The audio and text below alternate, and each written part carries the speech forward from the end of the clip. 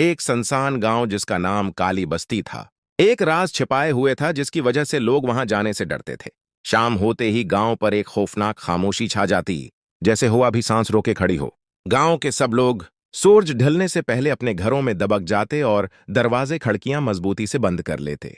इस गांव की एक नौजवान लड़की आयशा हमेशा से उस राज को जानने के बारे में मुतजस्सिस थी।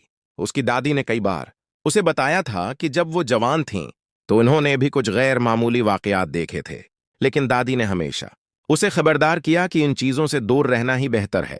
एक दिन जब आयशा के दोस्तों ने उसे हिम्मत दिलाई, वो गांव की सुनसान सड़कों पर निकल पड़ी।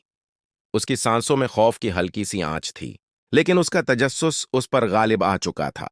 वो गांव के दरमियान मौजूद पुराने टूटे फूटे मकान की तरफ कदम बढ़ा रही थी, जिसे मकामी लोग भूत बंगला कहते थे। यह मकान बरसों से खाली था और लोगों का कहना था कि यहां रात को अजीब आवाजें सुनाई देती हैं। आयशा ने अपनी धड़कन को काबू में करते हुए मकान का दरवाजा हल्का सा धकेला। दरवाजा चरचराते हुए खुल गया और सामने अंधेरे का एक समंदर था। आयशा ने अपने मोबाइल की रोशनी जलाई और आहिस्ता आहिस्ता अंदर की तरफ बढ़ने लगी।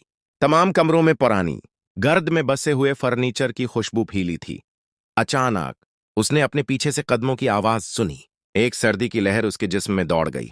उसने जल्दी से पीछे मुड़कर देखा, लेकिन वहां कोई नहीं था। एक लम्हे के लिए उसे लगा कि वो शायद वहम में मुब्तला हो चुकी है, लेकिन जैसे ही वो आगे बढ़ी, फिर वही आवाज सुनाई दी। अब की बार रोशनी में एक साया हरकत करता दिखाई दिया। आयशा का दिल जोर जोर से धड़कने लगा। वो पीछे मुड़ी और बाहर की तरफ भागने लगी, लेकिन दरवाजा बंद हो चुका था। थरथर कांपते हुए आयशा ने दरवाजा खोलने की कोशिश की, मगर बेसूद। इसी लम्हे एक ठंडी हवा का झोंका आया और अचानक से आसपास की लाइटें झलमलाने लगें।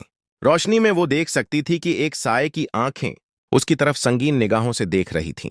आयशा ने अपनी आंखें बंद कर लें और दुआ करने लगी, लेकिन जब उसने आंखें खोलें तो साया गायब था और दरवाजा खुद बखुद खुल चुका था। वो जल्दी से बाहर निकली, तेजी से भागी और अपने घर पहुंचकर ही सांस लिया। इस रात के बाद से आयशा ने फैसला किया कि कुछ राज राज ही रहने चाहिए, और काली बस्ती की दास्तान में एक और कहानी शामिल हो गई जिसे कोई नहायत संजीदगी से सुनता। वो राज जो हमेशा उन गलियों में गूंजता था, दोबारा कभी ना खुलेगा।